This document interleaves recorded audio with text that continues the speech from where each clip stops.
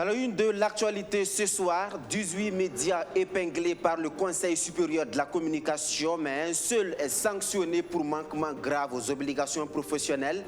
Dans le traitement de l'attaque de Solhan, le groupe Omega a été suspendu pour 5 jours. Que reproche-t-on exactement à nos confrères d'Omega? La sanction n'est-elle pas sévère? Qu'en pensent ces premiers responsables? Que disent les patrons de presse et les journalistes d'autres organes? Toutes les réactions à suivre dans ce journal. Et pendant ce temps, 4 jours après le massacre de Solhan, le président ghanéen, président en exercice de la CEDEAO, se rend à Ouagadougou.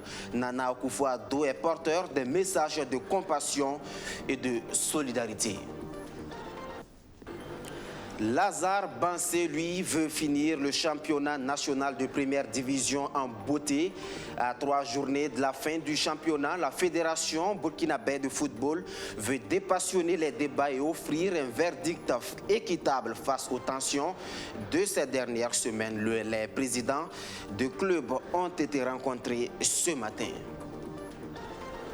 Voilà pour le sommaire. Bonsoir, mesdames et messieurs. Merci de nous suivre.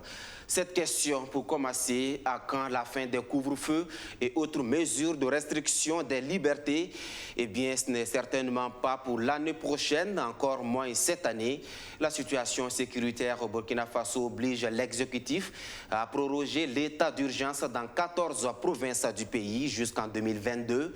Une prolongation de 18 mois actée ce mercredi en Conseil des ministres. Le projet de loi sera transmis à l'hémicycle qui devrait statuer à sa prochaine session extraordinaire. Arsène Konditamdi.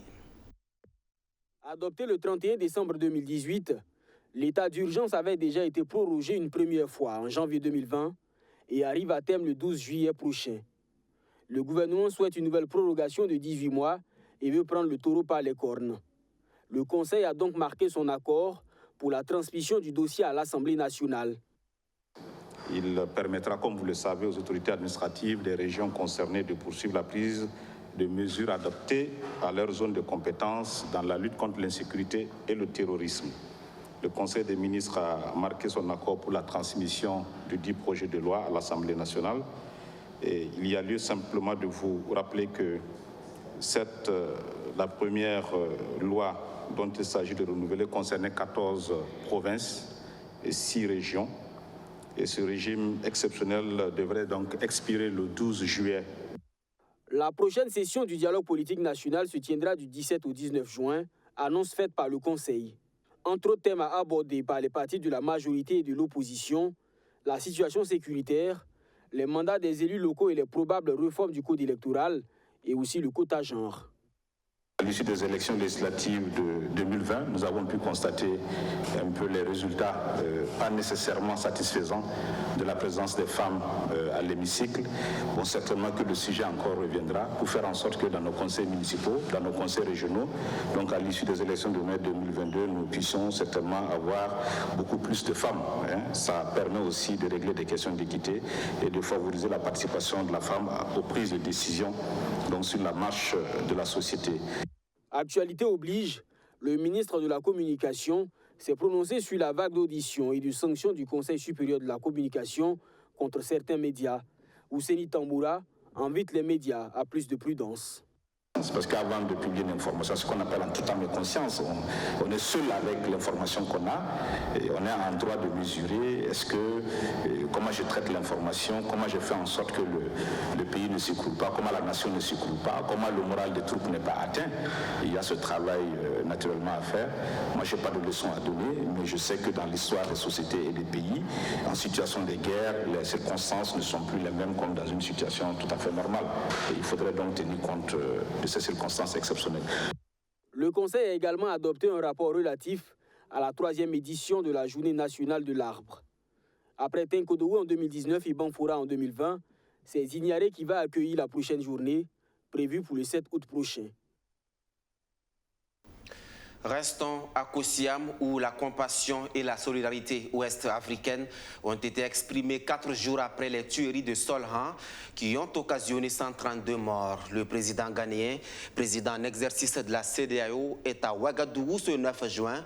Une visite d'amitié et de travail de Nana Akufo-Addo afin de témoigner également de la solidarité du peuple ghanéen au peuple frère du Burkina Faso. Le point de la visite avec Arsène Konditamdi. Dans les moments difficiles, le Burkina Faso peut compter sur des pays frères. Le président ghanéen est arrivé à Ouagadougou ce 9 juin. Nana Akufo-Addo vient présenter ses condoléances au Burkina Faso suite à l'attaque terroriste qui a fait environ 130 morts à Solane, dans la province du Yaga. Une occasion pour le président ghanéen, par ailleurs président en exercice de la CEDEAO, d'appeler à une plus grande synergie d'action pour faire face au terrorisme. Je suis là pour témoigner notre solidarité, notre soutien au Burkina Faso dans cette situation difficile. Et il est évident que si nous ne nous mettons pas ensemble, nous ne pouvons pas lutter contre le terrorisme. Et nous ne devons pas nous permettre de laisser cela se passer ici. Donc je suis là pour exprimer à vous, Excellence, ainsi qu'au peuple burkinabé, nos condoléances, notre solidarité. Et pour vous faire savoir que vous avez un frère qui se tient à vos côtés dans ces moments difficiles. Ce 7 juin, une attaque a causé la mort d'un soldat ivoirien à Tougbo, localité située à la frontière avec le Burkina Faso. Peut-être le signe, selon Rochma Christian Kabouré, que les groupes armés veulent étendre leur emprise sur toute la sous-région. Il appelle donc à compter en premier sur les forces africaines. Merci pour cette marque de solidarité aussi bien du peuple ghanéen que des peuples, je dirais, de la sous-région. Personne, en dehors de nous-mêmes, les Africains ensemble et unis, ne viendra nous sauver dans la lutte contre le terrorisme. C'est pourquoi nous devons nous ressaisir, nous devons ensemble travailler à faire en sorte que la victoire que nous devons remporter sur le terrorisme soit une victoire également collective dans notre sous-région. Nana Akufo-Addo a fait le déplacement de Ouagadougou, accompagné de plusieurs cadres militaires et civils. Ces techniciens, selon ses dires, vont collaborer avec le Burkina Faso pour faire face à cette insécurité grandissante. Dans la même dynamique de solidarité après cette attaque de Solhan, les étalons font parler leur cœur. L'équipe nationale de football vient d'offrir la somme de 16 millions de francs CFA au gouvernement. Une somme remise cet après-midi même au ministre de l'Action humanitaire. Laurence Ilboudo Marshal Luc Opagbegem a été témoin de l'événement. C'est en pleine préparation du match devant les opposés aux éléphants de Côte d'Ivoire à Abidjan que les étalons du Burkina Faso ont appris la terrible nouvelle sur l'attaque meurtrière de Solhan. Très affecté par ce drame qui a fait 132 morts selon les chiffres officiels du gouvernement, le 11 national va jouer le match tout en ayant une forte pensée aux victimes, aux blessés et à leurs familles. C'est ce qui explique cet élan de solidarité qui a permis de collecter 16 millions de francs CFA pour venir en aide à Solhan. Le ministre des Sports et des Loisirs et le président de la Fédération burkinabé de football ont procédé à ce don au nom des étalons.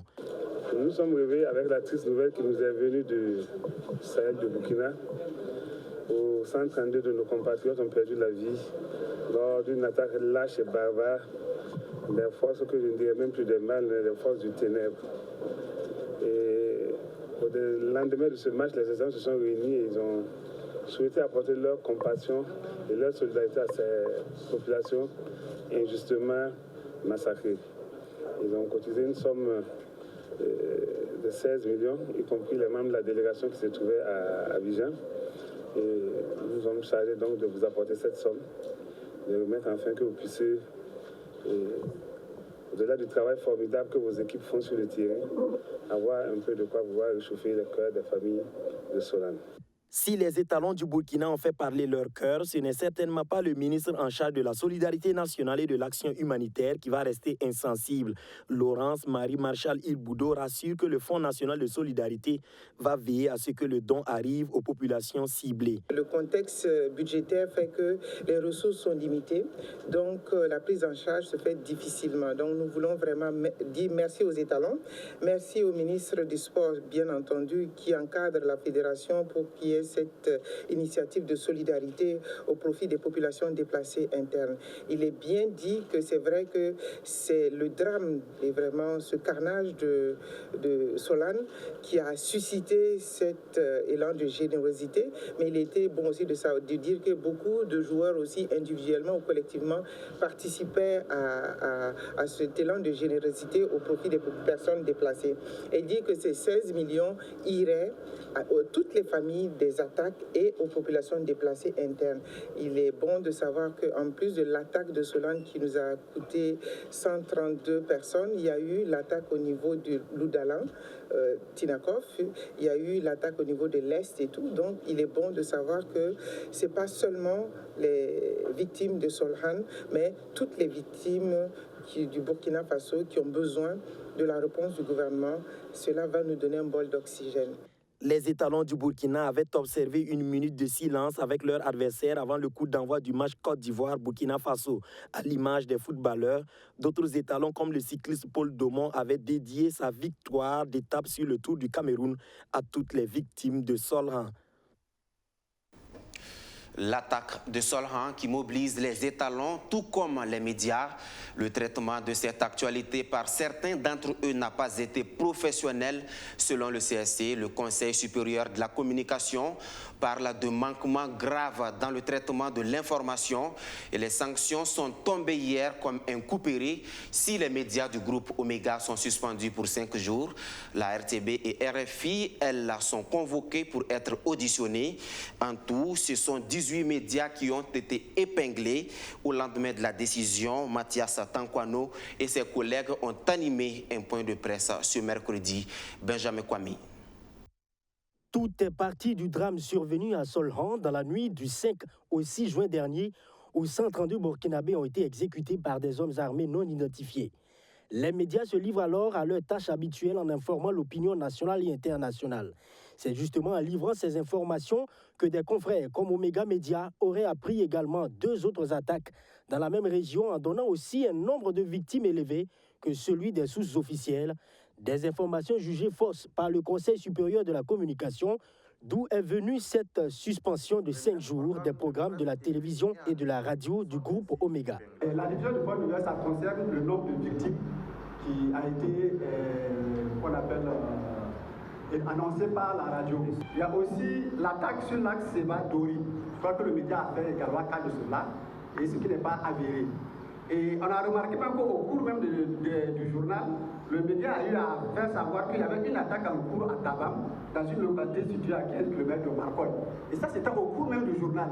Le groupe Omega, au dire de Mathias Tankwano, a été interpellé plus d'une fois sur le mauvais traitement de certaines informations. Le CSC n'a pas fermé la radio et la télé à cause des obligations publicitaires, mais il faut savoir que le média n'est pas le seul à enfreindre les principes professionnels du traitement de l'information. Selon le CSC, il y a au total 18 médias qui sont épinglés par l'institution pour manquement aux obligations professionnelles. Il y a 9 médias audiovisuels, 9 organes de presse écrite et en ligne qui sont concernés. Ce n'est pas de gaieté de cœur que le Conseil supérieur de la communication prend des sanctions. Notre objectif, c'est vous accompagner dans cette tâche parce que nous avons dit, vous avez un rôle essentiel dans l'ancrage démocratique de notre pays. Au nombre des organes qui ont relayé cette fausse nouvelle, il y a 3TV, LCA, Pulsar, RTB Radio et Télé, pour ne citer que ceux-ci. Il faut ajouter que Radio France Internationale a diffusé aussi les mêmes informations. RFI et RTB, en attendant une éventuelle sanction, doivent être auditionnés par le CSC. Est-ce que les sanctions de Omega qui peuvent faire que l'insécurité qui nous frappe, qui nous endeuille, et on relaie ça au second plan par rapport à la sanction infligée à un média? Nous ne pratiquons pas du poids deux mesures. C'est pour ça que nous vous disons que nous avons convoqué la radio RFI pour leur signifier ce que nous leur reprochons. Nous les entendons avant de prendre la décision parce que nous sommes conventionnés avec RFI. Et c'est le même traitement. Si à l'issue de l'audition, il y a lieu de suspendre RFI, nous ne pouvons pas être aussi exigeants avec nos médias nationaux et dire que nous avons peur ou nous ne pouvons pas sanctionner les médias internationaux. Non, ça n'a pas de sens. Cette conférence de presse n'est pas le lieu pour faire le procès ou condamner un média ou le jeter à la vindicte populaire, mais plutôt attirer l'attention des hommes et femmes de médias sur leur sens de responsabilité en cette période où les terroristes sèment encore la désolation dans certaines zones du pays, laisse entendre Mathias Tankwano et ses conseillers. En attendant, Omega est contraint de jouer rien que la musique pendant 5 jours. La télé, la radio, Omega, contrainte de jouer rien que la musique pendant 5 jours. La sanction est abusée selon plusieurs observateurs. S'ils reconnaissent cependant que le Conseil supérieur de la communication est dans son rôle, il n'en demeure pas moins que ces décisions soient dénoncées. Regardez. Les journalistes, dans la recherche de l'information, appellent les autorités militaires, politiques, en tout cas toutes celles qui sont censées nous donner la vraie information. Mais en général, on trouve porte fermée. En général, vous allez entendre dire « non, je ne peux pas vous répondre, il faut aller de l'autre côté, ainsi de suite ». Et ça, on va vous balader jusqu'à ce que même l'actualité passe et vous ne savez pas à qui vous adresser. Et si vous regardez bien, même dans la communication gouvernementale, c'était difficile pour eux de savoir combien de morts il y a eu. Donc, dans ces situations, les journalistes cherchent aussi l'information avec d'autres sources, souvent sur le terrain. Donc, des gens qui sont sur le terrain, les journalistes appellent, quelqu'un peut donner une information, tu peux recouper l'information, diffuser l'information, mais après l'information peut s'avérer fausse. Ça ne veut pas dire que tu avais l'intention de manipuler l'opinion. Omega n'avait pas pour objectif de manipuler l'opinion. Donc je pense ici qu'on devrait comprendre que ça n'a pas été de façon délibérée que les fautes ont été commises. Le gouvernement communique et nous avons l'obligation de vérifier même cette communication du gouvernement sur le terrain. Donc on ne peut pas aussi avaler tout ce que le gouvernement nous donne comme vérité absolue. Je dirais que la sanction est trop lourde. Voilà. Parce que et ça nous freine dans le traitement de l'information. Ça m'a un peu peiné. Voilà, parce que nous avons une situation d'urgence qui était là et vraiment l'information allait un peu vite. Et je pense que le rédacteur en chef, moi, particulièrement pour moi, certainement qu'il a eu des informations par rapport à des personnes crédibles qui lui ont donné l'information. Maintenant, ces personnes aussi, bon, je ne sais pas, peuvent ne pas donner vraiment des informations justes. Pour moi, la sanction est un peu trop grave. Déjà, avec la suspension du rédacteur en chef, pour moi, c'est déjà largement suffisant. Voilà, au lieu de sanctionner carrément voilà, toute la radio, bon, pour moi, c'est un peu trop exagéré. Toute erreur est humaine, voilà, et surtout dans ce métier, chacun même, on a vu des grosses presse comme Jeune Afrique, RFI même qui a eu à faire des erreurs. Voilà, donc c'est vrai, c'était par rapport à une situation, mais il faut qu'on sache que nous sommes tous des humains, nous commettons des erreurs, et lorsqu'il y a ce genre de situation, il faut prendre le temps de situer les responsabilités d'abord et essayer d'aller vraiment avec prudence. Maintenant, concernant le CEC, ils sont dans leur rôle, je trouve. Mais moi, je pense qu'ils doivent revoir les mécanismes voilà, de sanctions. Sinon, ils sont dans leur rôle.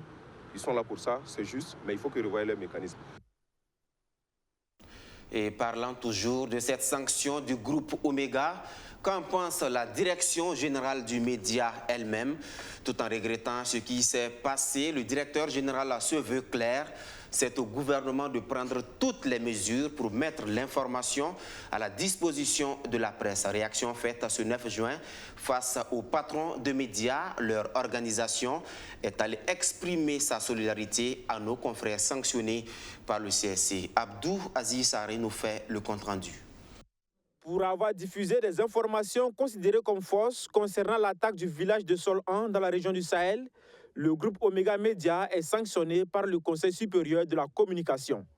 Les programmes de la radio et de la télévision du groupe sont suspendus pour une durée de 5 jours à compter de ce mercredi 9 juin. Une décision jugée trop forte par l'organisation des patrons de presse privée. On n'est pas en train de dire qu'on est contre la mesure en soi, mais on voudrait que la mesure puisse respecter les règles. Encore que Omega n'a pas été le seul média à donner cette information, tant bien que Omega aurait donné l'information conditionnelle. D'autres médias ont confirmé ou du moins ont affirmé cette information, mais qui jusqu'à présent n'ont pas été inquiétés. Nous voudrions que la loi soit équitable, égalitaire et qu'on puisse traiter tout le monde sur le même pied, mais en restant toujours en phase avec les textes qui régissent notre métier, qui régissent le métier de journaliste au Burkina Faso. L'Union burkinabé des éditeurs privés de services de télévision se veut claire. Les médias ne sont pas des ennemis du peuple, mais plutôt des partenaires dans la lutte contre le terrorisme. Pour sa part, la direction générale du groupe Omega, tout en regrettant la sanction qui pèse sur elle, invite les autorités à mettre en place une bonne stratégie de mise à disposition d'informations en temps réel. Mais nous attirons l'attention que ce ne sont pas les médias qui créent les situations d'insécurité et nous ne sommes pas des pyromanes, nous ne gavons pas du sang des victimes, mais nous pleurons avec le peuple burkinabé. L'information est un droit pour les Burkinabés et nous avons l'obligation d'informer au gouvernement de prendre des dispositions pour mettre l'information à disposition des journalistes parce que c'est un cri de cœur. Il est impossible d'avoir des sources quand ça tape. L'UBS TV souhaite bon courage au groupe Omega et invite le Conseil supérieur de la communication à faire appliquer la loi qui permet aux médias d'avoir accès aux informations afin d'éviter que de telles situations ne se reproduisent. C'est un projet qui pèse 1 milliard de francs CFA. Le projet Impulse est entièrement dédié à l'autonomisation et à l'inclusion financière des femmes. 3000 femmes et de 4 régions sont bénéficiaires de cette initiative. De quoi s'agit-il exactement? Justin Amonto nous donne des éclairages. C'est le lancement national du projet Impulse ce 3 juin à Ouagadougou. D'une valeur de 1 milliard de francs CFA, il vise l'inclusion économique et financière des femmes à travers l'agriculture, l'artisanat au Burkina Faso. Il est mis en œuvre par l'Agence de financement et de promotion des petites et moyennes entreprises. Ce projet est mis en œuvre au niveau de mon département par l'Agence pour le financement des PME et avec d'autres acteurs, notamment donc, au niveau des gouvernorats qui bénéficient, qui abritent les bénéficiaires donc, de ce projet. Et je veux tout simplement dire que ça participe à la mise en œuvre des projets, programmes et de la vision du chef de l'État qui veut définitivement que les questions donc, de transformation structurelle de l'économie soient basées sur à la fois le renforcement des capacités des acteurs directs, en l'occurrence ici les jeunes et les femmes, à travers donc des financements innovants. Le projet bénéficie de l'accompagnement de la coopération autrichienne. Depuis une dizaine d'années, on prend particulièrement soin, si on peut dire, ou on veut particulièrement cibler les femmes et les jeunes aussi, non? Donc c'est un peu, on se concentre un peu de plus en plus, non, en fonction de notre savoir-faire aussi, non, et de notre compétence. Pour les bénéficiaires, c'est une satisfaction.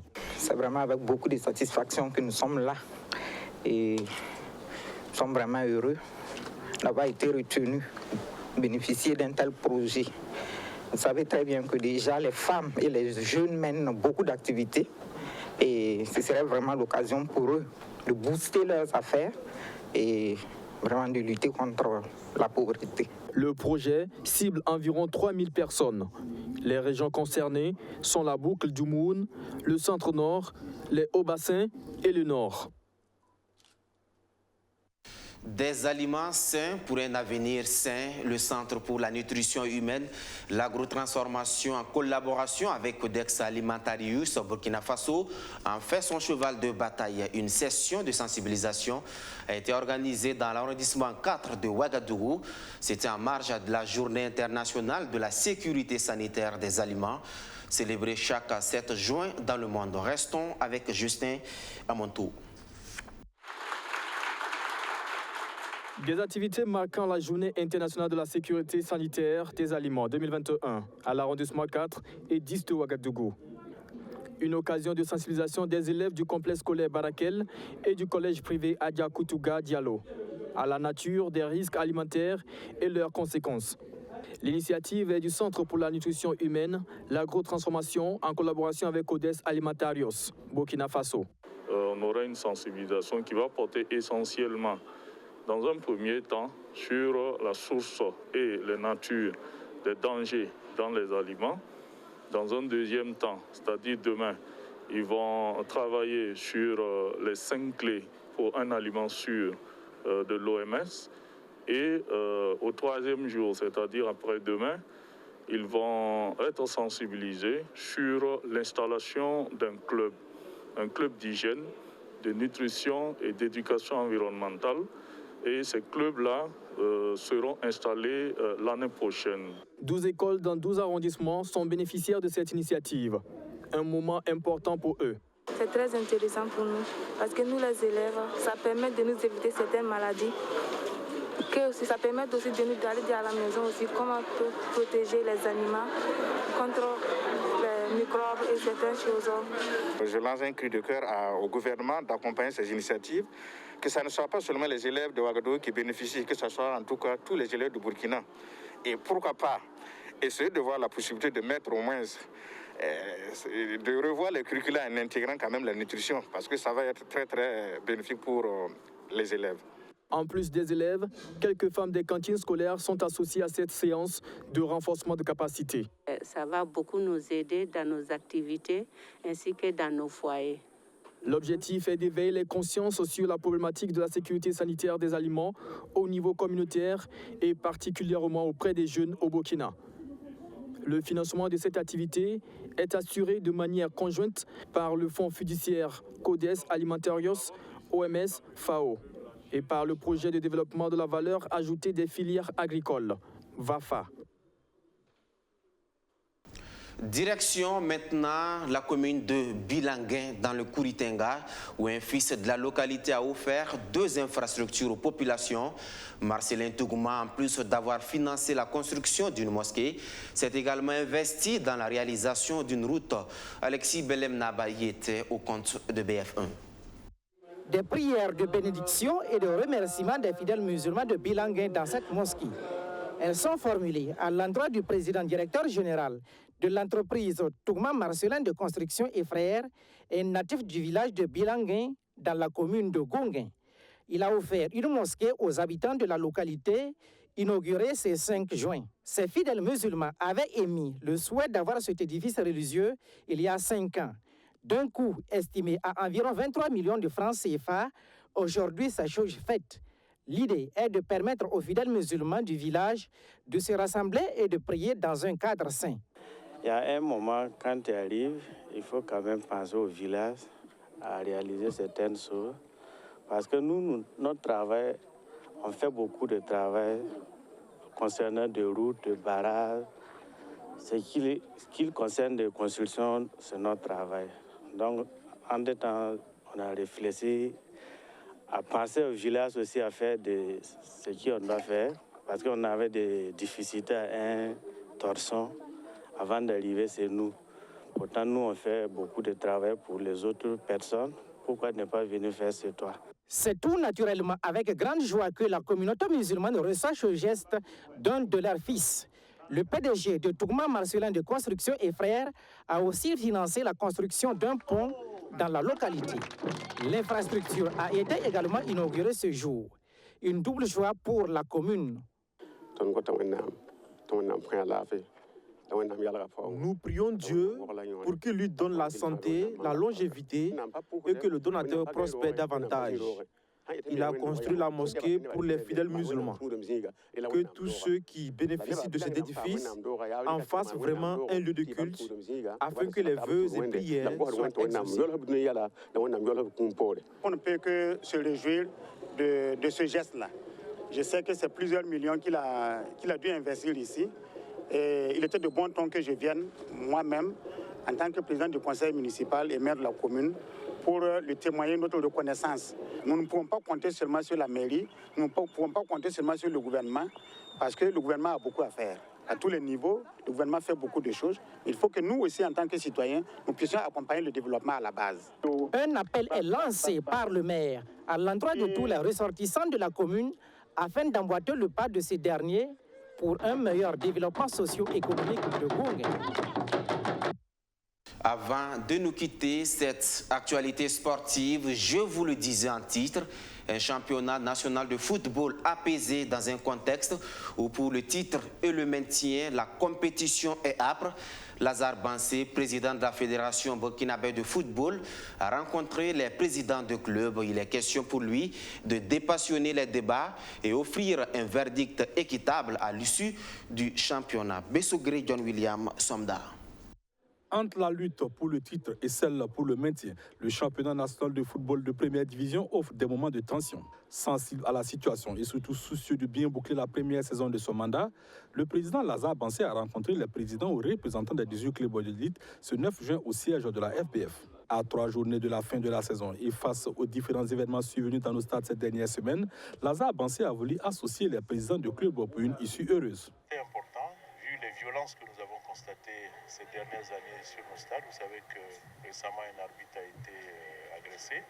Donc nous avons donc pris la décision de convier tous les clubs de D1 à cette réunion pour faire le point sur la fin du championnat, pour que nous puissions avoir une fin du championnat heureuse et que le champion que nous aurons soit un champion légitime et que nous prenions toutes les dispositions idoines pour que les 3 dernières journées du championnat, ce qui concerne le club de D1, se passe dans les meilleures conditions possibles.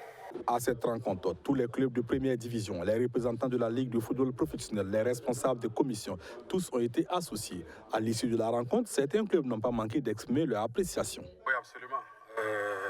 Juste après la réunion qu'on a eue avec le président de la fédération, l'ambiance était bonne.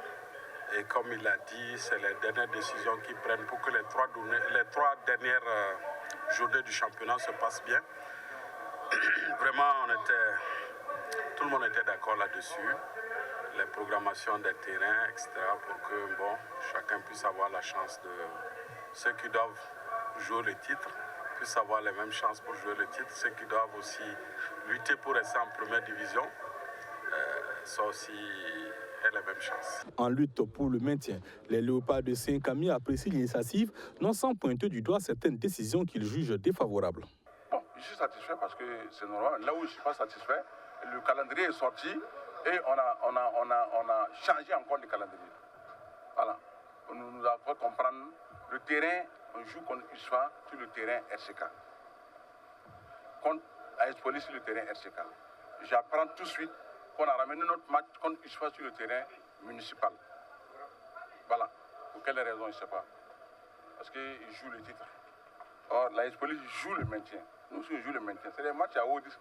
À renforcer la sécurité, programmer des arbitres expérimentés et surtout délocaliser des matchs à Waïguia, Banfora et Pau. Des décisions qui devraient permettre de livrer un verdict sans équivoque à l'issue de la 34e journée.